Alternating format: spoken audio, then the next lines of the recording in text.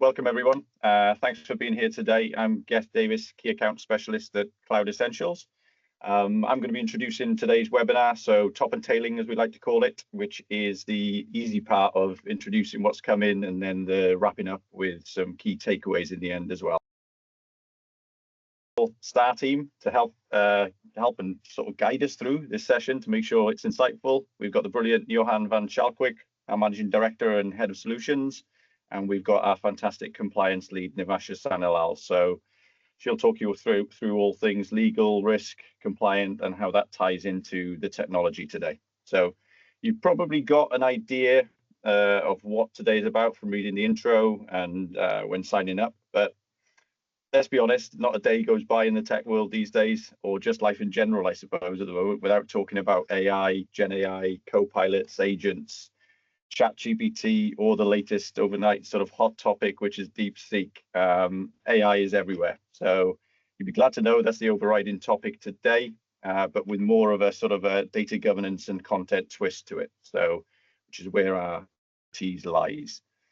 So the title of today's webinar is "It's Not Too Late to De-Risk Your Microsoft Copilot Deployment." As it is with Cloud Essentials, it's going to be a practical sort of risk-based approach to data security that's going to help you with things like identifying and protecting the organization's crown jewels with information protection labels, prioritizing activity to have greatest impact on risk, and then to identify other ways to mitigate that risk as well. And from the title, you'll notice we say it's not too late. So we don't want anyone that started the process of deploying Copilot to panic either. We're here to help. Giving you thoughts, ideas, advice on how to take control of a Copilot deployment that might already be underway. A little bit of admin stuff just to start us off. Depending on how the team get on, we should have time for some Q&A at the end. So do participate. Please post any questions you've got along the way. I think Sally's been posting a couple of messages there already. Put it on the chat and we'll do our best to get those at some point during the process. The format will be that mics are off throughout the content. And we've got some audience participation sections along the way. So we will ask you to get involved in live Slido, question a couple of times as we go through. So get your phones ready for that as well. Okay, just before we jump into it though, some of you here today are new to Cloud Essentials. Some of you aren't, so you would have heard this before, but it's always good to remind everyone, where we sit and where our expertise lies. Cloud Essentials are a long-standing and dedicated Microsoft 365 partner, and we specialize in these areas of content management, so help organizations mature their approach in areas like reducing the risk profile of your content in M365, migrating and managing the content cost effectively, ultimately opening up the value in content so you can surface it to your business advantage, especially in today's AI landscape as well, as I've touched on already. We also cover multiple areas, including things like Power Platform application development, expertise around Azure, also into the world of e-discovery as well. So feel free to follow up with us on any of these topics as we go along. And as we go deeper into sort of data governance today, something that's quite unique to our business is our in-house compliance team, which is led by sort of legal and risk professionals, Nivasha representing today. And what that allows us to do is bring together legal risk compliance personnel to form a panel for data governance. So the idea being there that we speed up that decision-making process or simply make some decisions when it comes to data governance. So today, some of our examples are going to be through the lens of lessons learned and experiences with our customers in these specific areas of deploying Copilot, which I think is key to our expertise, really. We've been there and sort of done it, and we've already learned along the way. So we'll share that with you today. So that was a bit of background on Cloud Essentials, but let's get going on the Copilot side of things. I'm sure there's quite a bit of knowledge out there in the audience already about Copilot and some of the different contexts where you can use it to gain business advances. On the first slide here is just a reminder, or I guess an introduction to some of the Copilots that are available in M365 environment. And then if we move on to the next slide, the concept being that AI becomes deeply integrated into sort of applications and workflows. So it's an extension is like how we term it, of capability, not sort of a separate tool that operates in isolation. I know I make use of, the Outlook and Teams functionality pretty much every single day, whether it's to help me catch up on priorities on email or just to summarize calls that I've had via Teams video as well. And there's also, where it's going next with the development and advances in agents as well, which they can be your sort of AI assistants that I think eventually will just become a part of your sort of day-to-day working life, really. But back to today, we're going to concentrate on the data governance piece. And on that note of who is already using what with Copilot, let's get going with some audience participation just to warm up the crowd. We're going to ask you a question. Let's get a feel before we start. So if we can get all your phones out and get involved on this Slido that we put up on the screen. It's a simple question we have to begin with. Where are you on your journey towards investing in Microsoft Copilot? So I'll give everyone a second to get their answers in. It'll be really interesting for me to see what comes up here, as I've had so many conversations around this recently. And it's a complete mixed bag in terms of the answers that I get back. So this is not to highlight whether you're ahead or behind. It's just to gauge where you're at as an audience, as to where organizations are in their journey. So interested to see if the audience will be a similar mixed bag, whether it's a pilot stage, whether some licenses are already deployed, you're preparing to get licenses, you're exploring the possibilities, but you haven't deployed yet. Maybe you're trying to get your heads around that whole thing, the whole side of things, or there might be no current plans to explore it. I can see that mostly it's initial pilots in progress. We've got some licenses and having a good play, trying to get heads around it. And there are some actually no current plans to explore it. Interesting people not touching AI, okay, or Copilot maybe more specifically. We'll let that play out, but it is as I thought in terms of the feedback. It is a mixed bag in terms of where people are in their journeys. So cool. Thanks for that feedback, guys, and participation. We will be doing another one of those later on, so be ready for that as well. But for the time being, that's enough for me to begin with. I'm now going to hand you over to Nivasha Sanilal, who will give us her take on the governance, risk, and compliance considerations for all of this, and to start that content off. So Nivasha, I pass it over to you. Hi, good afternoon, everyone. Good afternoon, good morning. I don't know where you are joining us from. We're just trying to get the presentation back up. If you could just bear with us for a minute.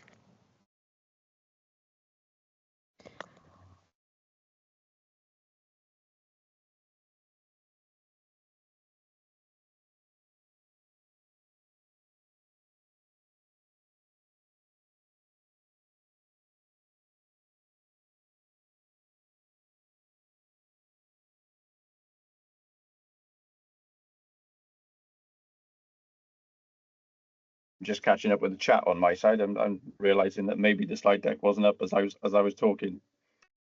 I hope it was, but we'll hopefully get that back up and running shortly. Just bear with us a second, guys.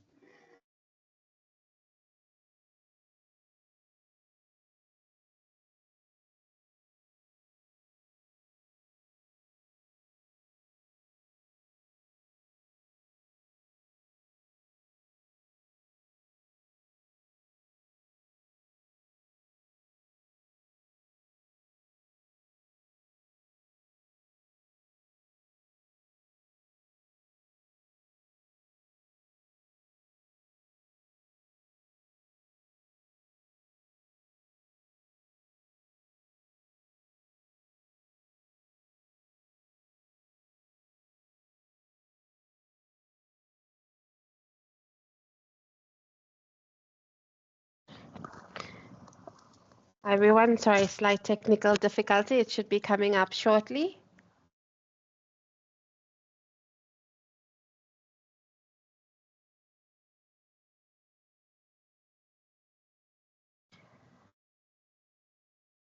I think I can maybe guess there were a few more responses coming in on that slide. Or so far we've got 12 people who've participated, but I see a lot of people are on the initial pilot phase. So it'll be interesting to hear their inputs as we go along, or even any questions they might have later in the Q&A.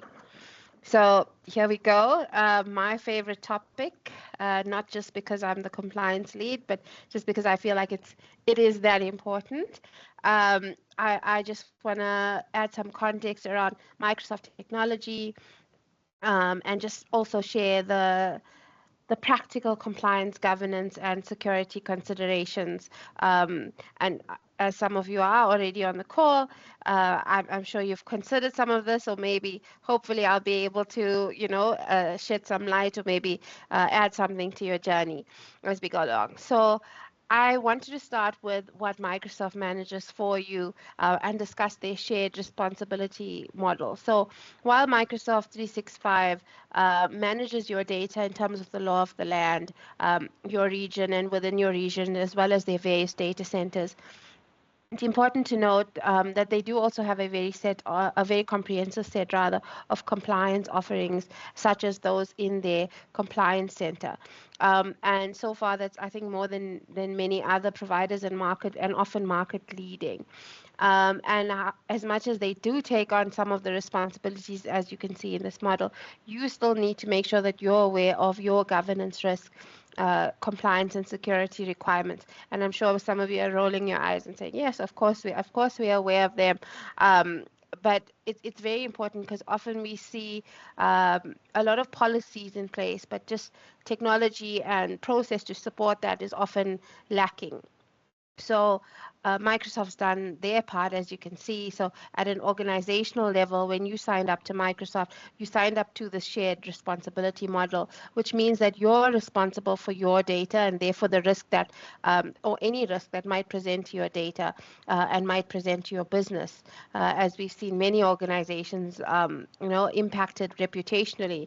Sometimes or most times, it's not just the financial impact, it's also that lack of trust, or loss of trust, that comes with something like a data breach. So it's important to understand who has access to your data, ensuring that you have the correct controls in place, and we're going to unpack some of that as we go along.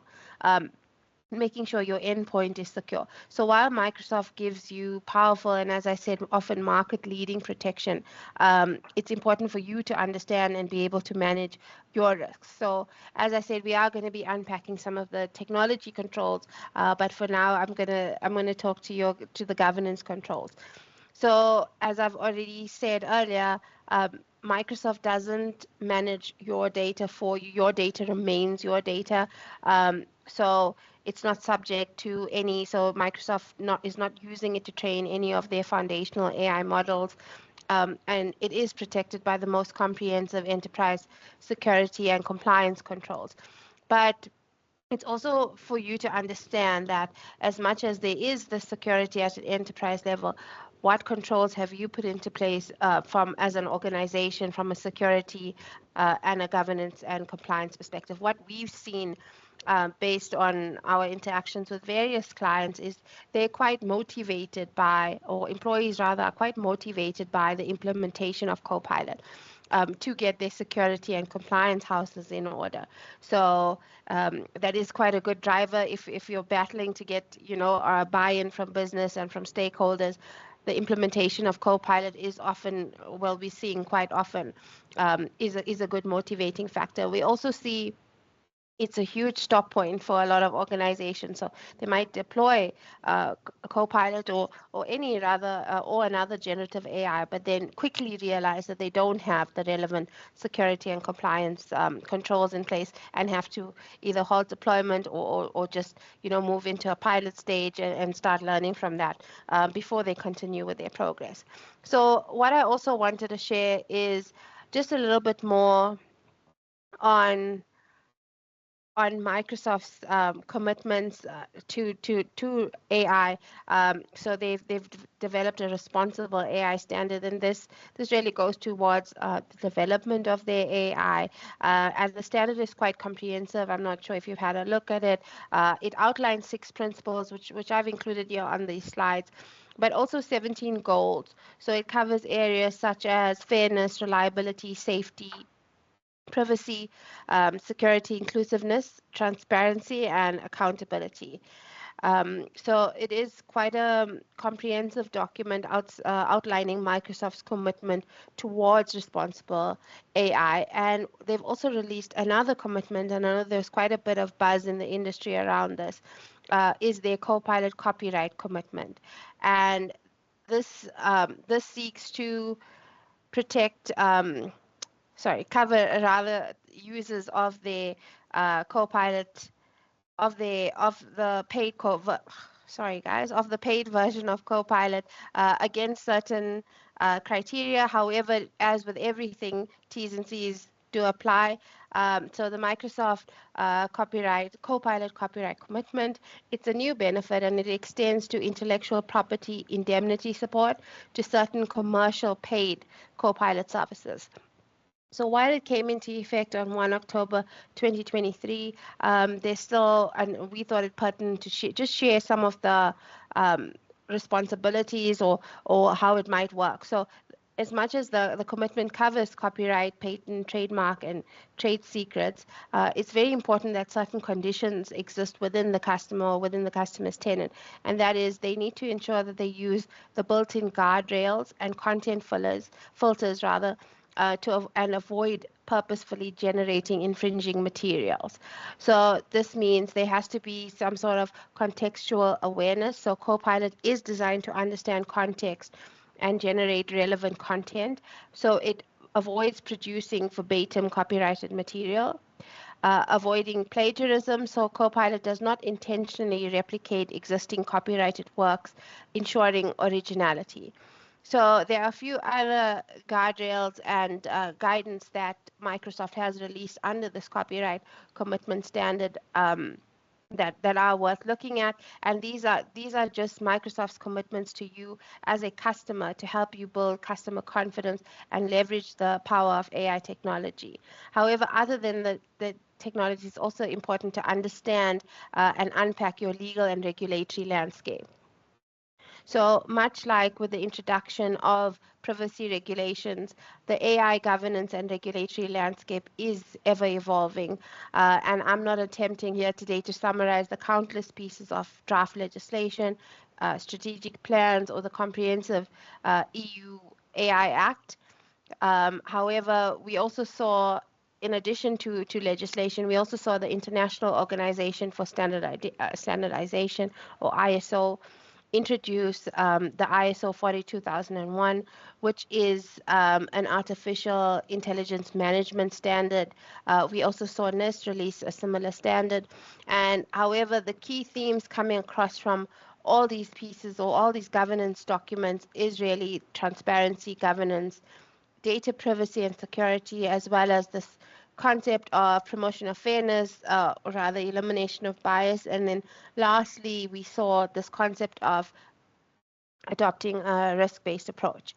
So with that in mind, I think it's time for us to kick off into the next Slido, which is really for us to understand, what are you worried about? I think everyone has their reasons for joining the call. It'll be very interesting to understand what you're worried about right now, especially if you're already in your deployment. Okay. Okay, I'll start showing the results.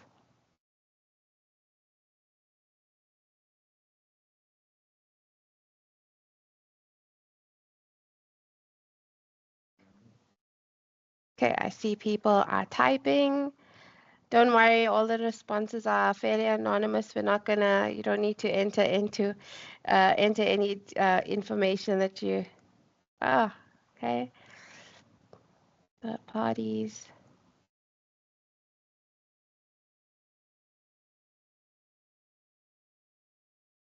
That's a big one, responsible use despite education. We see that insider risk angle coming through. Lots of data privacy. Great. So I'm going to take you through some of the risks that we've identified just based on our interactions with our clients around Copilot deployment. Should be coming back up on screen.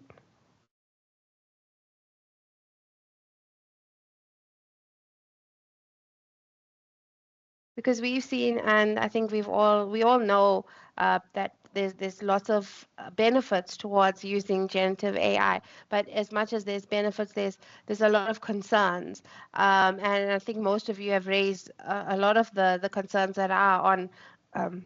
My slide as well. So these are some of the concerns that our clients have raised, and they range across various industries, and it's around, again, data privacy, data loss, misuse or abuse, and numerous others. And what we're also seeing is this concern around maybe not receiving a good ROI or return on investment when using generative AI. So as we are aware, there is a cost towards investing in the journey, as well as the licensing. And we are seeing, senior executives concerned that they might not be getting, might not be getting fair value or a good return on investment on that. So what we've seen in practice is we see people like our project managers, for example, they use it every day. We actually make a joke, we don't think they'd ever give it back to us, but in order to make the best use of it, you have to have controls in place to make sure that the data that goes in is quality, but also to make sure you have controls in place to avoid any data breaches or any bad consequences to the use of your generative AI. So some of the mitigation or the mitigating factors would be things like ensuring you do proper retention and disposition, so you don't have stale data, and make sure you have change management. And I saw the question or one of the comments say, user issues despite training. So it's not just about training anymore. It's also about ensuring that there's proper training, there's change management processes, there's resources to support users, and it's not just a deployment, and it's not something that you could deploy and forget, or just just like with everything, compliance is key. So with that being said, on our next slide, you'll see we have at Cloud Essentials developed a methodology to understand. What you can see on the screen, so you can see there's a few bubbles on there. So change management, content optimization, data security, data governance, and business and tactical use cases. So what we've looked at is what are the key controls that you would need to have in place in order to make both get maximum use out of a Copilot license, but also make sure that it's being used responsibly within your organization. So I suppose for the purposes of this presentation, we will be unpacking the data security and data governance elements in a lot more detail as we proceed, but it's very important to be aware of all the bubbles on the screen. So change management, content optimization, as well as truly understanding your business and tactical use case. So as I said, the spotlight is going to be on the three bubbles in the middle. And what we decided to, and what we think would be helpful for the purposes of this webinar, is to categorize it into three broad categories. So promoting user accountability when using generative AI or Copilot. Sorry, I'm just going to pause because I see there's another comment about not being able to see the slides. Okay, as long as people can see it up. The second category is managing access. Thank you for confirming. Managing access to generative AI. And then lastly, protecting the data entered and created by generative AI. So what we'll be doing is really unpacking these three areas in a little bit more detail. So just moving on to the first area, promoting user accountability. So the governance considerations for AI are similar to most of your existing governance obligations, in the sense that you will need to have controls in place, and those controls should feature both or all three: people, process, and technology. So it's very important to guard against reinventing the wheel.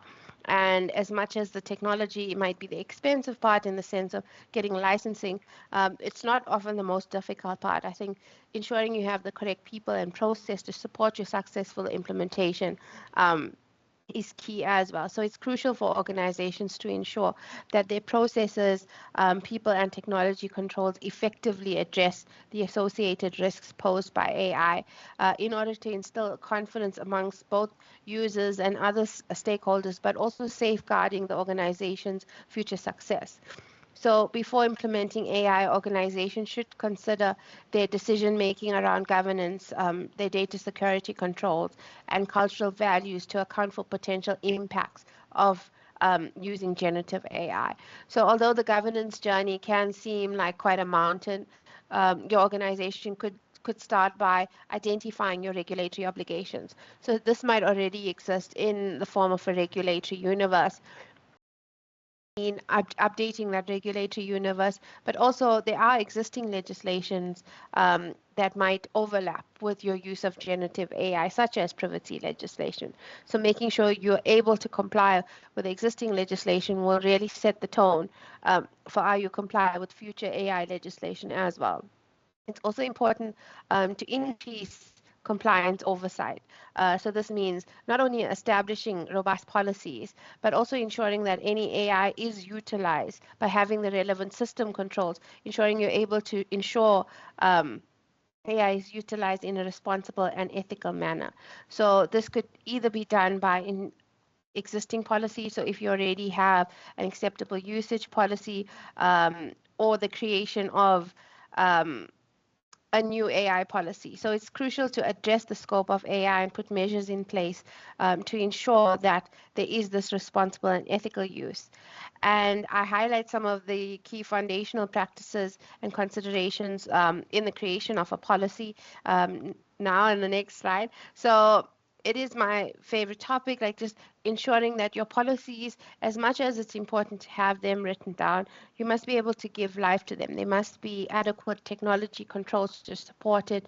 There must be training, user training. So a policy is, it's just a piece of paper until it's brought to life by your organization in order to make sure it's effective. So I have seen with the introduction of AI, generative AI, and the usage, that there are a lot of people speaking about acceptable use of AI policy. So, but what I've really done is just put together some of the typical steps that you would do or that you should follow when looking at an AI policy or looking at creating one. So we always advise at Cloud Essentials to create a task force, and Gethin, led or spoke about it earlier as well around this data governance panel. So if you have an existing data governance panel, making sure AI is, high up on that list of agendas. So this panel or task team really needs to consist of stakeholders across the business. This is to ensure that no business gets left behind. Again, to reiterate, the policy should stipulate what type of education will be conducted, what sort of training, and who needs to, complete these training initiatives before they can get access to the AI. Setting clear policy objectives. So, what is your organization's goals for using AI? And that could really help with ensuring that you get the ROI that you're expecting. So it's important to formalize your ethical standards and your intention to use AI responsibly. And I covered this step earlier, and I probably will speak about it at any time, any chance I get. Ensuring your regulatory obligations are properly documented and understanding how those requirements for compliance with AI regulations might overlap with your existing regulatory universe and any existing compliance risk management plans you have. It's also important to explore your AI use cases and any associated risks. And this is just understanding exactly why you're using AI and what your intended outcomes are. And then my last 2 points is establishing accountability. So having something set up like a panel, either a Copilot panel or an AI panel, would really help to assign roles and responsibility, but also create this clear accountability structure, which often isn't easy to form in the absence of a clear understanding. So what happens if it's a technology obligation? People think that this might sit with IT. However, if there's compliance and risk obligations, it could sit with numerous stakeholders. So it's very important to understand and establish accountability. And then lastly, and this goes without saying, is make sure you document your AI policy. And this obviously needs to be reviewed and monitored periodically.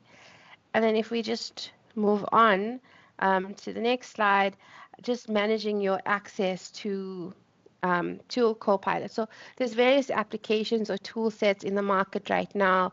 And in the absence of defining what's allowed within your organization, you may find that employees are using consumer versions of the various AI applications, which doesn't have the same security and privacy controls that you might want to implement for your organization.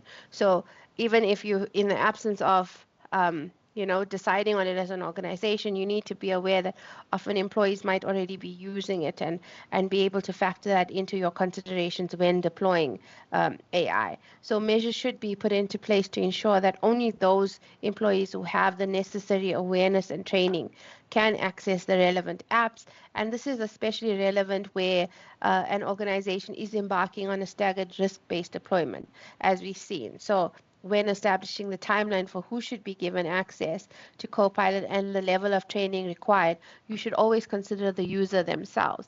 You need to understand their exposure and experience to understand the legal and compliance or reputational impact their usage might have within a business.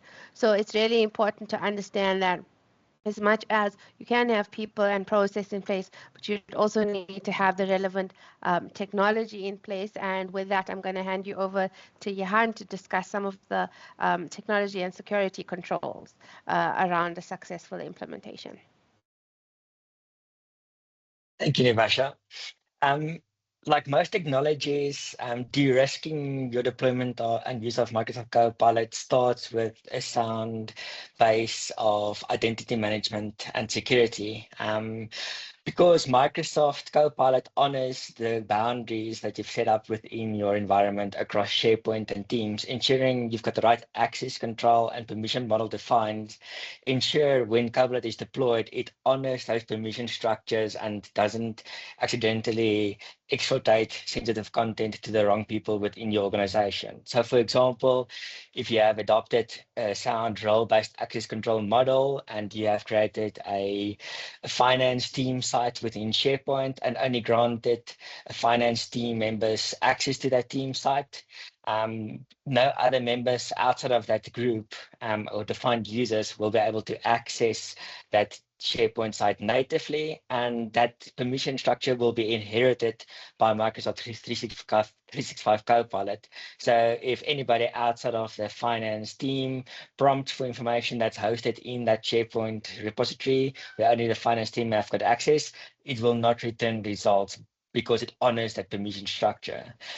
So that basically means you need to utilize the solutions available from Microsoft Entra ID suite of solutions to ensure that you not only manage and implement a good identity management and security solution, but continuously monitor and remediate your identity platform. And this can be done with the advanced solution from Microsoft Entra ID called Identity Governance, where you can set up access reviews based on your custom rules and conditions and timeframes and do access reviews across your environment. So define group owners and get them to review the membership of the security groups on an annual or quarterly fashion, and then have to physically go in and approve or disapprove members to be still a part of those security groups, and then keeping your identity model and permission structure accurate and up to date as users leave your organization. It's also important to utilize some of the other identity and security solutions built into Entra ID to improve your identity security. So, for example, multi-factor authentication, password security from identity protection within Entra ID, and then also some of the advanced solution like privileged identity or privileged access management, where just-in-time access and administrative rights can be assigned to different roles across your Microsoft 365 ecosystem. Moving on to another consideration on how you can de-risk your Copilot deployment is to utilize some of the Microsoft 365 Purview information security solutions, specifically looking at utilizing sensitivity labeling during your initial deployment of Copilot by adopting a default label across all your content within your Microsoft 365 ecosystem, which you can configure with different encryption and access control settings to prevent or allow Copilot to access those documents based on the sensitivity label that is applied to those files. We see a lot of organizations at this stage also wanting to fast track the adoption of sensitivity labels because Copilot also honors the protection that applies to the documentation and content based on these sensitive labels. So if a document is classified as highly sensitive with a highly confidential sensitivity label, and that document is allowed to be used by Copilot, any content that is generated by content from that sensitive document will also be labeled with the same sensitivity label. So ensuring that the same protection applies to the content generated by Copilot that was originally applied to the source or knowledge content used by Copilot. I'll show you later further on. There is also a baseline or default data loss prevention policies that you can deploy, not only to prevent accidental or malicious data exploitation by the use of generative AI solutions like Microsoft Copilot, but also to monitor how users are actually utilizing generative AI solutions, not only Copilot, but also external generative AI solutions. Moving on to how you can manage and de-risk Copilot use across SharePoint and OneDrive for Business and also Teams, which is your collaboration platforms. It's almost the same as your identity management solution where you have to do access reviews and permission reviews on SharePoint, ensuring that the right level of site permissions is defined within your SharePoint environment, and utilizing the features built into SharePoint Advanced Management, where you can define continuous access reviews where site owners, similar to security groups in Enter ID, will be required to continuously, based on the defined policy, review the members and access structure that is on the SharePoint site, and that way ensuring that as users move in and out of your organization or across different functions, permissions is updated and they will not be able to access content either natively or with Microsoft Copilot that doesn't form part of their job role. It's also important to identify if there's any use of anonymous links within SharePoint and OneDrive, because those links can be used by generative AI solutions to get data from those specific documentations. Lastly is a broad category called data governance, which spans both the legal and governance requirements to retain your content and documents based on their legal and compliance requirements throughout their life cycle, for example, personal or financial records. So, but also importantly, utilizing SharePoint reports and usage monitoring to ensure you review stale data across your SharePoint, Teams, and OneDrive Business repositories, because that old stale data, or rot as it's known, will decrease the accuracy of Copilot results if it's referring to old, outdated documentations that it has not been archived or defensively deleted from the platform. So utilizing not only the built-in purview solutions for retaining documents for how long they are required to be retained, but also looking at the Microsoft or third-party backup, delete and archiving solutions to ensure you've got proper data governance structure in place that will be really de-risk and improve your deployment and adoption of Copilot. A good starting point for most organizations, even if they've already deployed Copilot within the environment, is a solution that Microsoft have launched within their data security posture management solution. That is currently in preview, but most clients will have access to it. So what data security posture management for AI allows organizations to do is to keep track of your data, how it's used by AI, and use a set of capabilities so that you can safely adopt AI without having to choose between productivity and protection. I'll show you now in the demo. Once it's configured, it provides insights and analytics into how AI is used in your environment, but it also provides you recommendations and ready-to-use policies across the Purview solution that you can enable in monitoring or enforcement modes to then address those really sensitive and high-risk information types from the use of Copilot. So with that being said, let me jump into my demo environment. And I can show you what data security posture management looks like.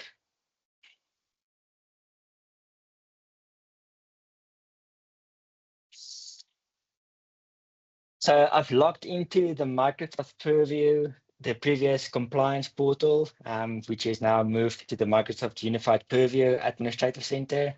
And on the left-hand side, just selected under Solutions, Data Security Posture Management for AI.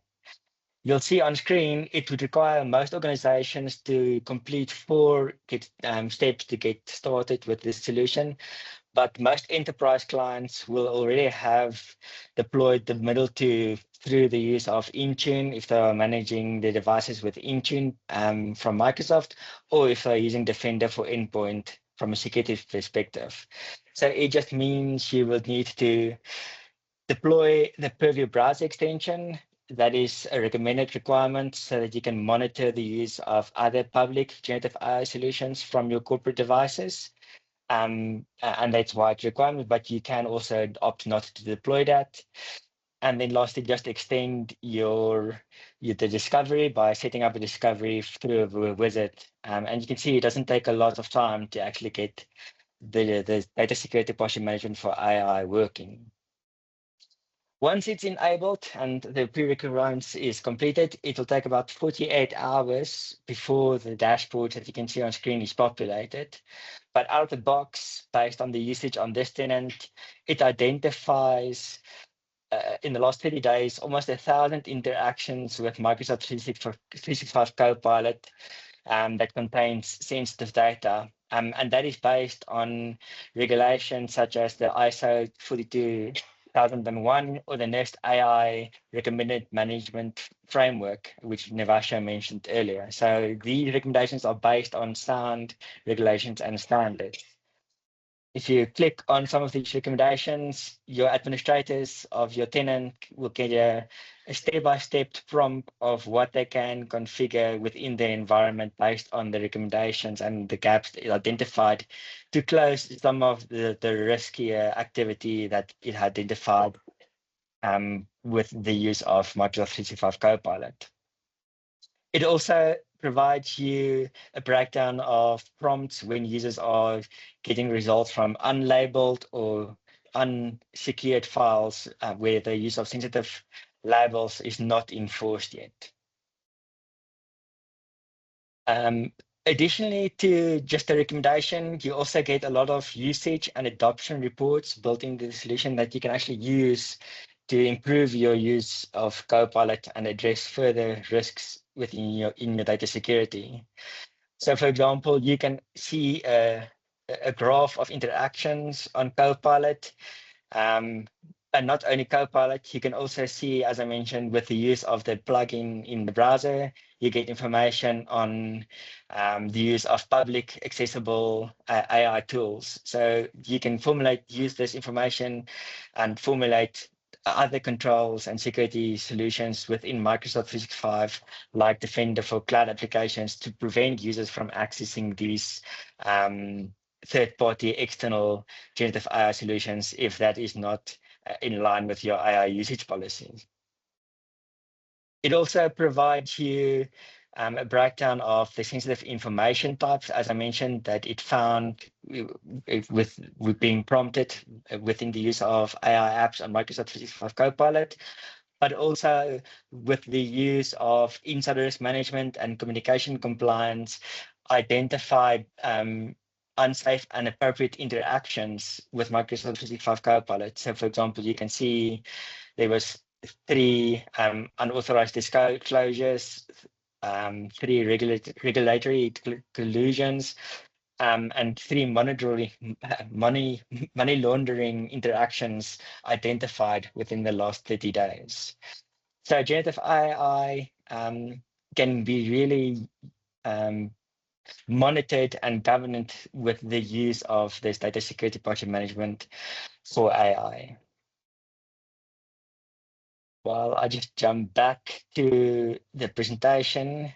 So we've covered a lot of solution areas and focus items that will de-risk your Microsoft 365 Copilot deployment. But all these solutions we have put together in a deployment model that starts off with what we like to call our Microsoft 365 Copilot maturity assessment, which I'll hand you back over to Navasha that will cover off this a little bit more detail. Thanks, Navasha. Thanks, Johan. So practically speaking, this is how, as Johan said, we bring it all together, and we would bring the relevant stakeholders as well. So we've designed, at Cloud Essentials, we've designed this AI maturity assessment. However, it is based on the methodology we discussed earlier. So those bubbles that we discussed around data governance, data security, content optimization. And what we really do is, as an organization, when we've partnered or if you're one of our clients, what we really do is we try to work with you to identify your key stakeholders across your organization. And this is usually, given the nature of AI deployment, this would usually be your technical teams, as well as your governance, risk and compliance teams, and often your DPO officers. But last but not least, would definitely be all your end users. So this is just to ensure that there's communication with all the relevant and various departments in order for everyone to be on the same page. So what we would usually do is either this is done by an assessment that will take the form of questionnaires or forms, and then we would hold workshops with the relevant departments as well. And once we get all of this data, and as you can see on the screen, in the interest of time and to make sure everyone's still listening, I'm not going to read out everything within the scope of each workshop, but to give you an idea, when we look at governance, risk and compliance, for example, we'd look at things like your AI policy. So do you already have a policy, or do you have an existing acceptable use policy that maybe could be adapted for this process? We'd unpack any other processes and policies that also might be impacted by your deployment. Following that, as a team, we would then assign a risk rating. So this isn't I want to say this isn't a typical RAG status, red, amber, green status. This is obviously based both on our practical or our deployment experience from a tech perspective, but also taking into account your governance, risk and compliance obligations as an organization. Following that, we would consolidate this into a report, and what it really or how it helps our clients is, in addition to raising the risks, we'd also suggest a list of remediation. So what could you do now to help de-risk or help get you to an acceptable level of risk before deploying Copilot? So what we really do is we don't make the decision for you. It obviously sits within your organization, as a lot of people have said, but we really help you to identify your high-risk areas and suggest the necessary remediations, whether that would be a technical or technical recommendations around things like your information protection or how you're using your sensitivity labeling, etc., or it could be more on the governance side. So do you need to enhance your existing information security policies? Is there adequate training?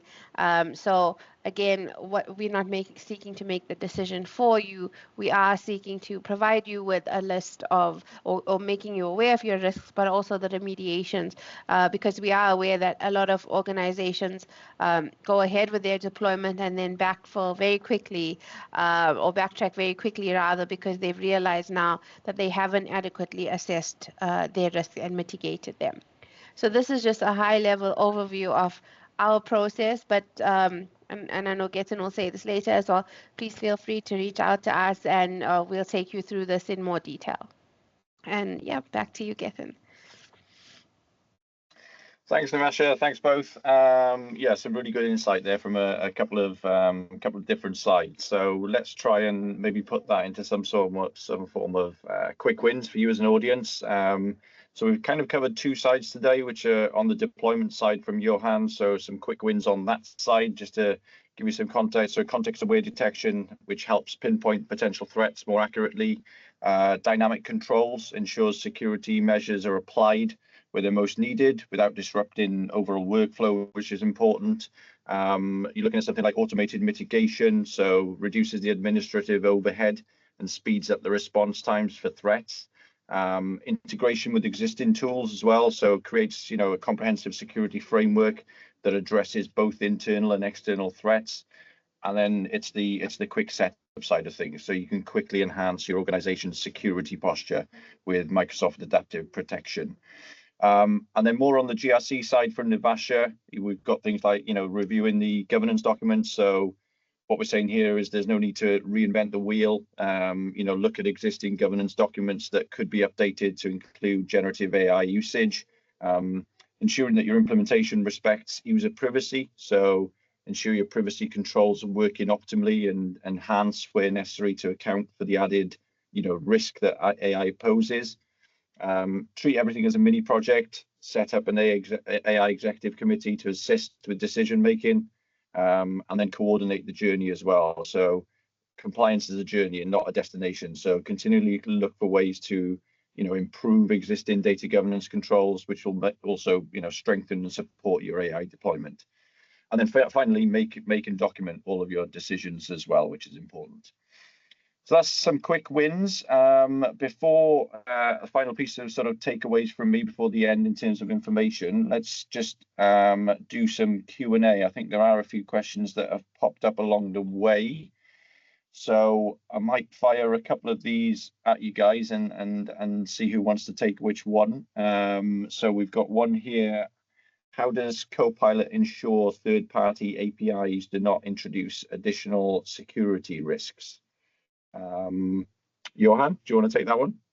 Yeah, I'll take that one. I think it's documented in the Microsoft 365 Copilot architecture, where third-party APIs, whether it is publicly published or built in agents, or in-house agents that organizations build, they only allow interactions with Microsoft Copilot at 2 boundary points, and that's in between the graph connector and the data sources. So, and it's part of the translation of the responses, the results you get from the APIs are then brought into the boundary, the boundary around your system and your tenant that Copilot honors. So I think that's built into the architecture. So it doesn't allow third-party and APIs to override that architecture level security that Microsoft has built into Copilot.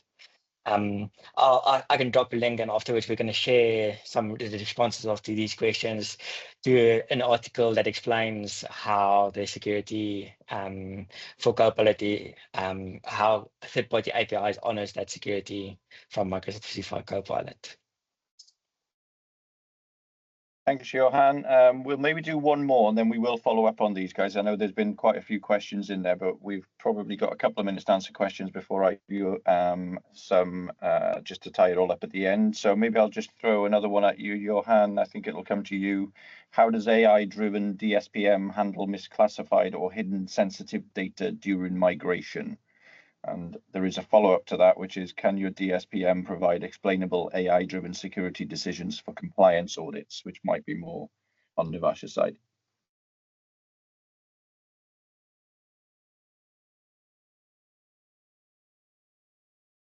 Sorry, Johan, you're on mute there. Yeah, part of the 89% of all users talking while muted.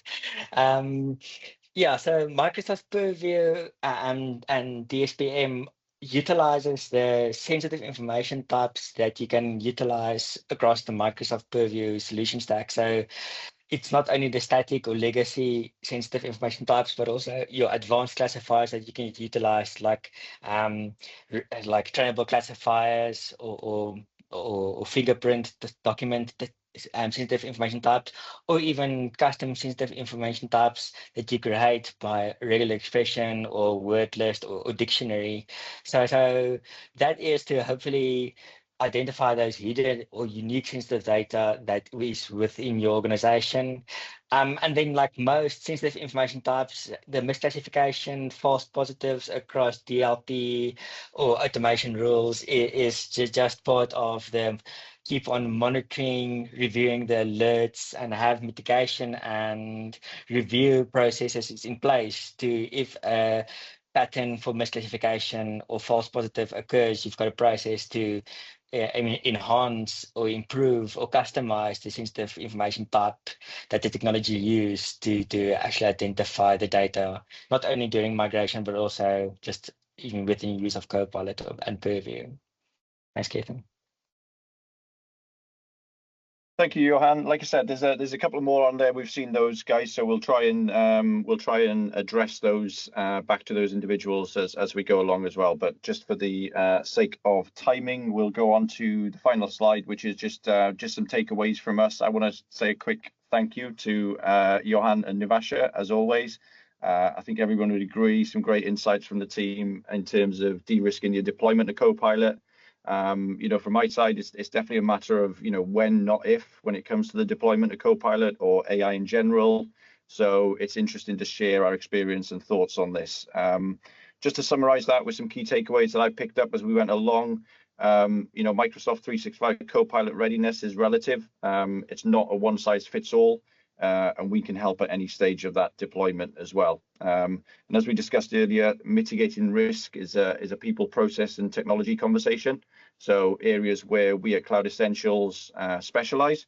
Our advice is to take a pragmatic approach to assessing risk in context, and then to align multiple stakeholders as well for maximum success. I think of this as I think of it as like a team sport, I suppose, a collaboration between risk people and IT roles as well. And then just some further info on the right hand side. I'm not seeing the right slide actually, Nivasha, but maybe it is correct. Yeah, there you go. Final slide. There you go. Just some further info on the right hand side of the slide. You can extend your knowledge on what we introduced today. Like we highlighted, Cloud Essentials have developed a methodology that will help with your Copilot adoption. So a roadmap and a guide for best practice. So if there is a need to discuss this with the experts and understand more about, our maturity assessment for Copilot, then don't hesitate to get in touch. You can also sign up for our newsletter for the latest news from Cloud Essentials, which would be great to have you on board there. And then there is also a survey, I think, that will launch via the chat at the end as well. So if you have got 2 minutes at the end to just answer that survey, that would be fantastic. Apart from that, we thank you for your time, and we'll see you again in March for our next episode in our webinar series. Thanks very much, everyone.